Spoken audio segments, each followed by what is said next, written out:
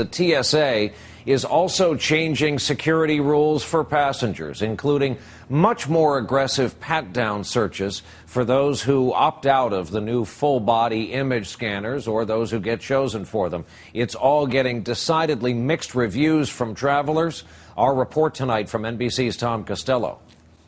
If you leave items in your pockets, you may be subject to additional screening. It's the latest tactic in the TSA's ever-evolving approach to aviation security.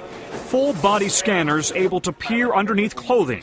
And for passengers who opt out of the scan, a much more personal full pat-down, with officers now using the front of their hands and more vigorously searching for weapons and explosives.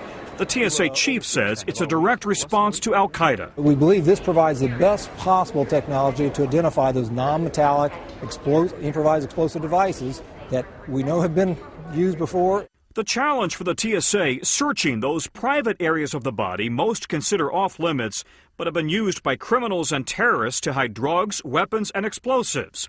Most recently by the underwear bomber who nearly brought down a Delta Northwest flight last Christmas. The full-body scanners obscure passengers' faces. That's something I would call.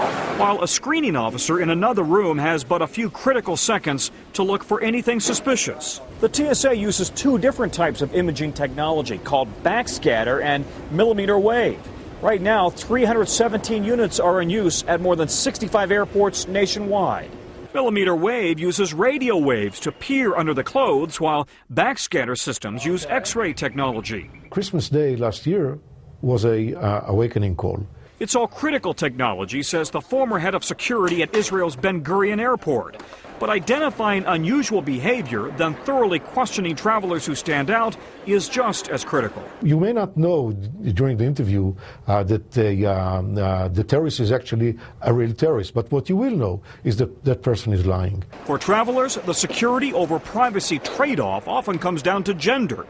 Men less offended. It's what we have to do to travel these days, so it is what it is. Women more. It's just personal space, invasion of my personal space, my body.